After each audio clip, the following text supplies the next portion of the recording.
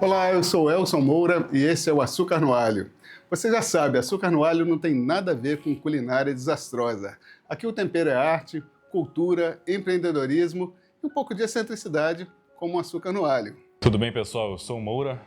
Esse projeto conta com a marca Drimo, a marca do fantasminha que veio para ficar, uma marca capixaba com estampas exclusivas e tiragem limitada. Confere lá nas redes sociais. Há muitos anos atrás, eu frequentava uma loja de material fotográfico e um dia estava do meu lado um jovem folheando umas fotos de criança com uma iluminação e uma produção que eu não conhecia nada parecido aqui em Vitória. Eu fiquei apaixonado pelo aquele trabalho e esse jovem me disse que estava começando a sua carreira de fotógrafo, eu tinha acabado de sair da faculdade e hoje eu tenho a honra e o orgulho de apresentar esse jovem que já não é tão jovem assim, vamos dizer, continua jovem.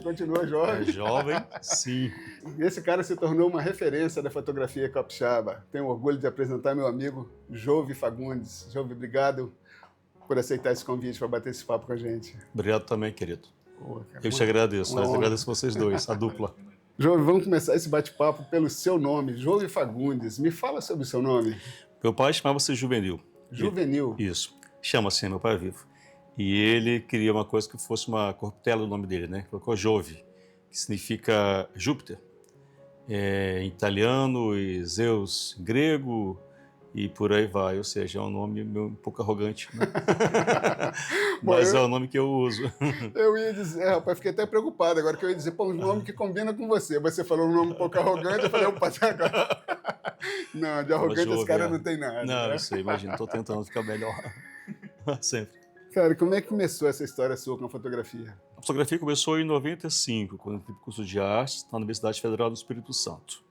Né? A gente chega de uma família que precisava trabalhar no curso universitário, então você olha para aquela espacialidade e pergunta como e o que daqui eu posso abstrair, não só conhecimento acadêmico, né? Mas algo que também me deu uma profissão. E aí, diretamente, a fotografia me direcionou para esse sentido. Ali eu conheci uma pesquisadora muito boa, chamada Almerinda da Silva Lopes, que pesquisava fotografia. Aí entrei no CNPq, grupo de estudos com ela, e a ideia original e primária era pesquisar um fotógrafo chamado Alfred Dietz, que passou por aqui no Espírito Santo no comecinho do século XIX. Mas esse contato com Almerinda, né? Sim, Almerinda. Isso já foi na faculdade ou foi antes? Como é que você escolheu a faculdade? Falei, eu quero ir nesse caminho. Faculdade de arte você fez, é isso? Olha, eu tenho uma memória, assim, de 9 anos de idade, que me perguntaram no churrasco entre amigos do meu pai o que eu seria da minha vida. E eu tenho essa memória ainda, que eu disse que seria um artista. Eu acredito que tenha passado, o que quer que seja, talvez um anjo por cima, ouviu essa conversa e selou-lhe essa condição. Ou o anjo que passou e te soprou, você vai dizer que é isso. Você falou, vai ter que honrar. E aí me formei em artes plásticas pela universidade, abri esse estúdio em 97 e trabalho com fotografia profissionalmente desde então. E a sua relação com a criança, cara, como é que é isso? Que você tem um movimento com a criança invejável, que não é fácil, pelo menos para mim nunca foi fácil fotografar criança. Não é nem tanto pela técnica, que também é um desafio grande, mas o comportamento ali com a criança, como é que você adquiriu isso? Esse é nato, como é que é? Pois é, eu tenho uma formação feita familiar, então eu sou mais velho de uma família muito grande. Né? O mais velho, de uma maneira, eu precisei cuidar também dos meus irmãos, né? Somos em 5, então 4 irmãos menores do que eu, que quero de alguma maneira ser minha custódia. Depois vieram sobrinhos também. Na faculdade, em 95, eu fui dar aula de arte para uma creche. E fiz teatro infantil para criança durante 15 anos da minha vida. De 15 anos até, acho que os 25 por aí. Então a criança sempre permeou a minha existência e eu tenho realmente muita facilidade e até prefiro fotografar um caminhão de criança do que os adultos. Na verdade, a criança ela precisa que você promova, né, alguns jogos lúdicos. E a criança reconhece quando você é capaz de fazê-la feliz, assim. Quando você é capaz de entreter, de brincar, criar alguma possibilidade que seja engraçada. Então, eu uso o psicodrama que vem do teatro para fazer com que essa criança se sinta dentro de uma atmosfera lúdica. Eu realmente gosto de criança mesmo, de fato, e flui tranquilamente. Nunca tive problema em fotografar nenhuma criança. Tem um episódio que eu fotografei 10 crianças com autismo, espectro grave, uma única tarde para uma exposição no Shopping Vitória para ajudar uma associação de amigos, né, de crianças autistas. Então, criança, para mim, nunca foi um problema de fato. Uau. Você falou da creche. Qual era a sua ligação com essa creche? Como é que foi Então, isso? eu queria experimentar como seria o processo socioeducativo a partir das artes, né, numa medida educativa. E fui dar aula de arte na creche para perceber se eu conseguiria, de uma maneira, lidar com criança. Então, minha formação com a fotografia, ela se deu em âmbito de algumas pesquisas, né, no âmbito de algumas possibilidades de buscar alguma técnica, alguma informação, alguma prática. Então, eu fui construído nesse lugar. Você me pergunta, qual que é o segredo de fotografar uma criança? O segredo é você ter alguma literatura, você ler um pouco a respeito, né? E você se preparar para aquilo, né? Então, vai dar aula numa creche. Dar aula numa creche aos 2, 3 anos, inclusive gostei muito. Entendi que não era uma questão, não era um problema, que era fácil, que era tranquilo, que as crianças tinham uma relação de afeto com você, elas também me constituíam como sujeito, elas também traziam as suas trocas.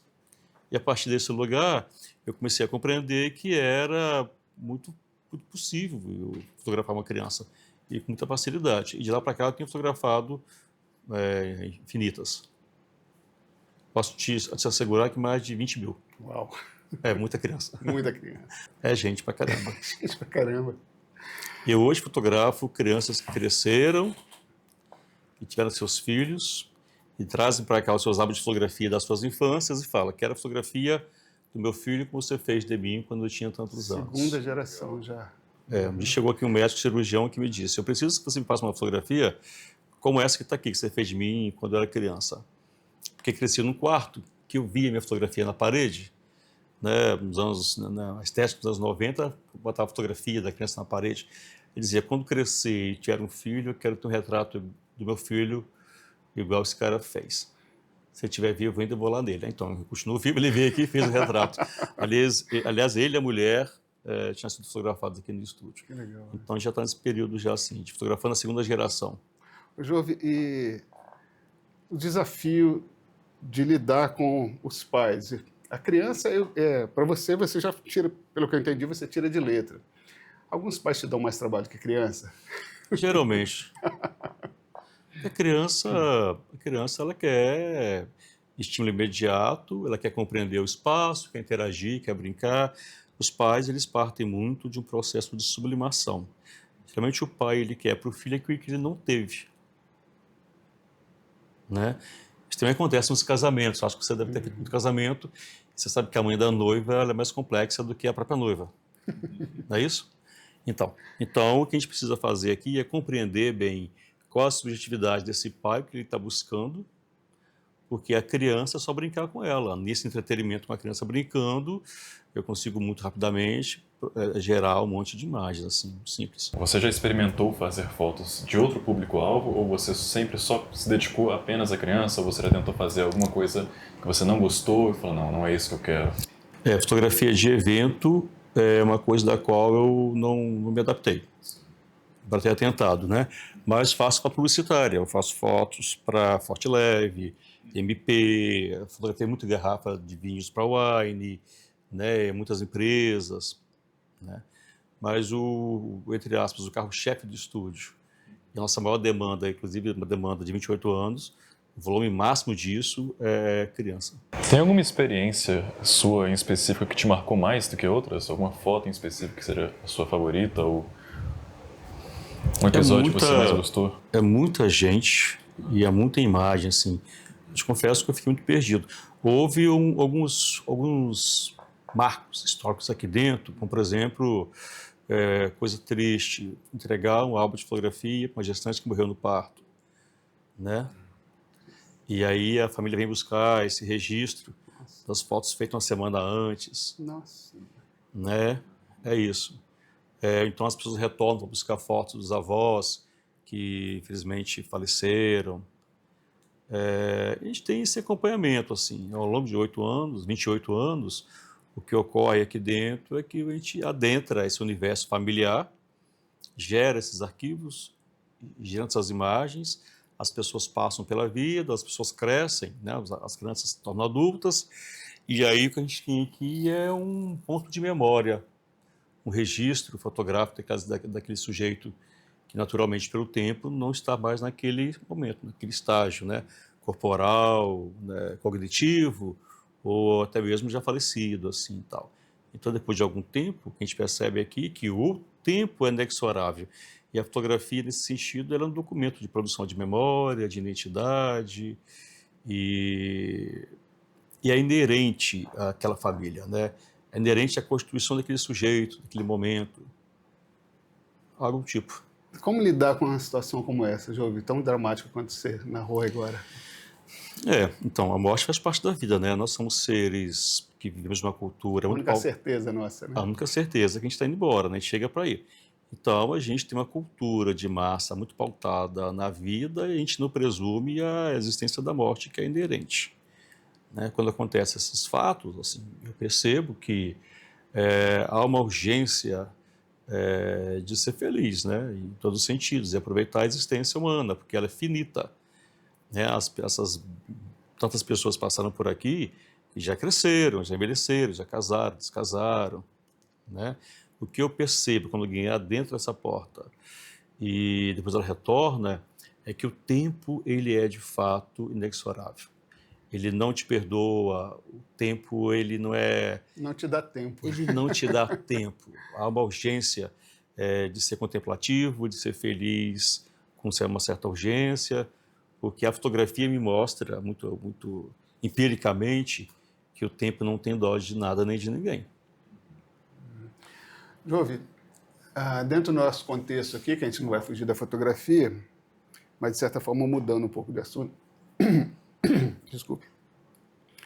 Tecnicamente, como é que você chegou à marca Jovem? Porque a sua foto é uma marca. Bateu o olho, sabe que é Jovem.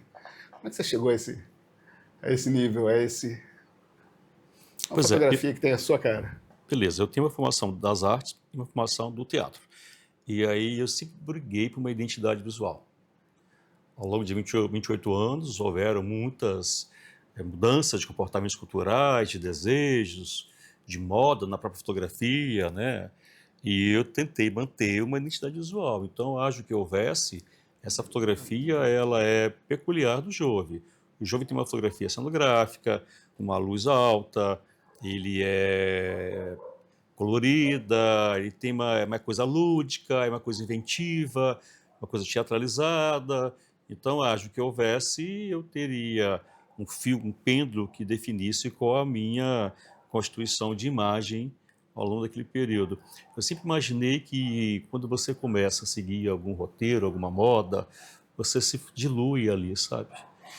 E fundamentalmente, importante para mim também é eu estar feliz com a minha produção de trabalho, né? Eu estar contente com aquilo, porque eu me divirto fotografando. Nunca foi um trabalho. Nunca foi triste, nunca foi difícil. Sempre foi divertido, muito divertido. E esse processo da diversão se dá muito no âmbito da criatividade. Então, quando ela me brifa, ela fala, faz o que você quiser, seja criativo. Aí Você está em casa. onde está a minha expansão. E falando em identidade visual, por que você escolheu o origami? Porque é uma tradição japonesa, né? Eu tenho muito interesse em outras culturas não coloniais. A nossa cultura é germanicamente eurocêntrica e colonial. Só que é uma narrativa muito equivocada na medida que ela não é única, né? E se pretende ser universal. Então, pensar na tradição japonesa, oriental, de semiótica, produção de imagem, a partir de uma coisa que é artesanal, que é perene, que é tradicional, que é familiar, que é artesanal, eu acho que esses requisitos incorporam bem aqui o origami, que é a minha logomarca. Feita pela Fábrica Marte, inclusive, que é uma agência muito interessante. E por falar em tradição, agora vamos falar do outro lado. A tecnologia existe desde o tempo das cavernas, né? Isso, a lança era uma tecnologia, né? Mas essa mudança, aparentemente, assim, numa velocidade da luz. Te assusta? A mim muito. Te assusta? A mim muito. E a você? Como é que você lida com isso, Jovem? Pois é, me assusta também. Mas aí eu sempre busco algumas referências, né? Como que as pessoas que estão nesse universo há mais tempo que eu, o que que elas pensam também? Eu tive a felicidade de encontrar Sebastião Salgado e perguntei para ele isso nos anos 2000. Perguntei, Salgado, o advento da fotografia digital em detrimento da analógica, que eu sou de uma geração, o Elcio também é de uma geração, a gente pegava uma câmera mecânica que era um Jeep, né, um Jeep Willys, que era um trator e fazia tudo com aquilo, né? E aí ele me respondeu, Jove, eu falei, qual a diferença do digital para o analógico? Como que você compreende essa mudança de universo de captação de imagem, né, analógico para digital? Eu falei, o que que muda, Salgado? Ele me falou, não muda nada, porque ninguém muda a compreensão de mundo, a inteligência humana, entendeu? Só o humano é capaz de pegar de traduzir, de produzir qualquer coisa com emoção, né? Um ator ele fotografa um animal e transmite uma emoção imensa naquele retrato. Então, se a captação é digital, é analógica, por que seja, ainda assim, ela precede de uma lente que é humana. Então, meu medo nesse sentido fica pequeno. Nesse sentido, o que me resta é continuar a me adaptar e buscar informação para sobreviver. Porque o mundo é rápido. Mas aí é o seu comportamento diante da tecnologia. Mas o cliente também, ele mudou também. E acompanhou a tecnologia também. O comportamento do cliente mudou devido à tecnologia também. O que você acha em relação a isso? O que você me diz em Eu relação a acho isso? que a vida é feita de mudança e a gente tem que se adaptar. O meu cliente chegava aqui com as ideias na cabeça. Olha, eu queria alguma coisa que fosse assim, fosse assado. E aí eu tentava ser brifado por ele e construir a partir da minha lente teórica, né, subjetiva, alguma identidade visual que contemplasse aquele desejo. Fotografia para mim é desejo, então a minha função aqui é atender esses desejos. Hoje eles chegam aqui com uma referência digital muito grande. Eles já chegam aqui com fotografia de Pinterest, já sabem quem são os fotógrafos. O último que apareceu agora lá, sei lá, em Bangladesh, o que quer que seja assim. A minha geração, a sua também, era de uma geração onde bons fotógrafos sabiam manipular máquinas mecânicas. Era um universo mais reduzido, né? Tanto é que éramos em poucas pessoas, né? É, 500 fotógrafos também, né? conhecia todo mundo se conhecia. Hoje em dia, Hoje em dia é gigantesco. Hoje a fotografia está indo para o IA. Mas eu tenho uma cisma, não é uma certeza, é uma cisma, de que o mundo ele circula e ele para sempre nos mesmos pontos. O mundo sempre retorna, o elefante sempre volta para onde ele nasceu para morrer, sabe? Eu acho que por mais maior que seja a inventividade humana, nesse sentido quanto tecnologia, eu acho que só vai prevalecer a longo prazo aquilo que é de caráter humano, aquilo que é do campo do sensível, aquilo que é do campo das emoções. Uma fotografia de ar não emociona ninguém, só gera curiosidade. Mas um retrato, preto e branco, do seu filho, que nasceu nos anos 80, emociona qualquer familiar. Né? Então, eu acho que esse conceito do que é encantador novo, ele um dia vai ser menor do que é original, do que ele é autêntico, do que é humano, nesse sentido. Eu acho que pode ser uma aposta. e para onde você está caminhando? Eu estou indo para a academia, projetei a minha vida em virar um professor de fotografia. Na verdade, me chamaram Mas para estamos se referindo à academia academia universitária, universidade, né? Me chamaram para dar um curso de fotografia no SESC. A ideia do curso era capacitar fotógrafos. Eu me perguntei, como que eu posso, o que eu vou falar para um cara que já é fotógrafo, né? O que eu posso ensinar para um cara desse? Eu falei, eu vou ensinar para um cara desse filosofia. Mas não qualquer fotografia, não a fotografia grega, clássico-romana, da qual a gente, né, entende que é uma verdade absoluta, mas uma filosofia africana, por exemplo. O Brasil é um país que tem uma população negra do planeta, só perde para a Nigéria. Teve o maior período de escravização da história da humanidade, 350 anos. Né? A cada 10 seres humanos escravizados na história do homem, 4 viveram no Brasil. E essa população tem historicidade, tem cultura, tem identidade, tem subjetividade. Me apropriei de alguns filósofos desses, como Franz Fanon, por exemplo, para pensar nas brasilidades. Quem trabalha com pessoas fotografa brasileiro. O brasileiro, ele é miscigenado, né? Total, né? Total, né? Assim, a última estimativa... Ninguém é ariano aqui. Ninguém é ariano aqui. Né? Da primeira estimativa que fez a população brasileira até a última que foi feita, a maioria é negra. Então, pensar numa fotografia que tenha uma proposta de uma subjetividade negra. Eu peguei esse viés. Nesse interim, a turma aprendeu muito e eu aprendi muito mais com ela. Que as pessoas se compreendiam, se viam como negras, se viam como gays, se viam como mulheres, se viam como mulheres abusadas no ônibus. Né? A partir dessas narrativas, da compreensão desse estudo, desse mundo. Eu pensei, a academia vai ser uma brincadeira muito legal de fazer.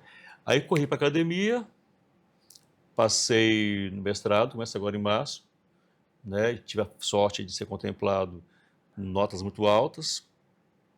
Então, em março eu já estou nesse esquema e vai ser o meu rolê, nos próximos 2 anos. Seu futuro é agora, né? A vida é adesso, né? A vida é adesso. O futuro sempre é agora. Então, vou manter a fotografia paralelo com pesquisa. Mas antes disso, já estava na UFSC como pesquisador voluntário, né? Publicando livro, artigo, participando de seminário. Esse mundo do conhecimento é muito importante. Aliás, não se faz fotografia sem conhecimento. Não se faz um fotógrafo bacana, aquele que conhece, além de técnica fotográfica, edição de imagem, que também conhece uma boa maquiagem, uma boa marcenaria, que conhece costura, que conhece tecido, né, que tem um bom gosto para produzir algum cenário. Eu sou muito cenográfico, né? Então eu monto cenário, eu boto parede, eu boto móveis, eu boto sofá, eu boto tudo. Eu gosto de brincar de casinha desse jeito. Eu não vou numa casa fazer um retrato. Eu produzo a casa e a pessoa vem para o meu espaço, climatizado, né? E dentro dessa construção meio que psicodramática, assim, as fotos são elaboradas, né? Com uma lente muito clara, eu trabalho a profundidade de campo, fica hiperrealista, e aí eu torno a minha vida lúdica. Eu também tenho que ser feliz nesse lugar, eu estou nele há 28 anos, né? E aí a pessoa também é contemplada por essa diversão que é compartilhada com ela, né? A pessoa sugere, ela propõe, eu elaboro, eu mostro e vamos conjuntamente produzindo aí algumas coisas conjuntamente. Então, o pai sempre é participativo. E a criança também. A criança fala, não quero, não gosto desse negócio. Troca tudo. Né? O que você gosta? Eu quero, sei lá, quero água, eu quero fotografar com água. Tá bom, pega água. Entendeu? E troca, e faz de novo, e manda buscar, manda fazer. É isso. Tem que ser bom. Aconteceu de você não conseguir fazer o trabalho? Eu estava me perguntando isso agora também. Só se tiver com muita cólica. Eu fotografo bem muito RNs, né? Uhum. A gestante volta com os bebezinhos para fazer newborn. Eles têm aí entre 5 a Quantos 10... dias? 5 a 15 dias no máximo. Depois de 15 dias, o bebê para fazer newborn está enrijecido. A articulação está durinha e já está com cólica. Antes disso, ele está mais maleável, mais molinho. Tem um aparato gigantesco para fazer isso. Climatização, a higienização, é tudo com álcool, enfim. E aí é importante pegar o bebê mais recém-chegado para ele estar mais molinho, né? E aí você consegue fazer umas imagens mais facilmente. Então, quando está com cólica, respondendo a sua pergunta, aí em alguns casos extremos a gente desmarca evidentemente e marca para outro dia. Você se vê fazendo outra coisa além da fotografia? Olha, eu não gostaria. Mas se fosse para escolher uma? Eu acho que sala de aula.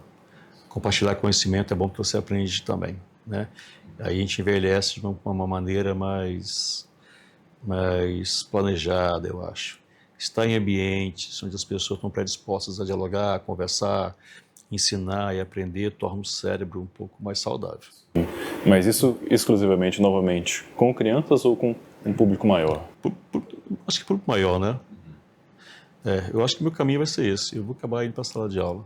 Jovem, a gente ficaria batendo papo aqui a tarde inteira, mas a gente tem que trabalhar. Mas já, mas já.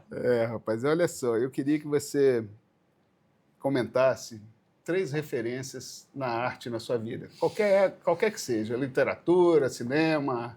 Você me desse 3 referências de arte. Literatura, eu acho que é muito bom pensar em Frantz Fanon. Frantz Fanon. Fanon. É um martirriquenho que viveu estudou na França e escreveu alguns livros que traz o protagonismo negro, né, as dores, os afetos, né, da subjetividade negra, que é muito inerente ao Brasil.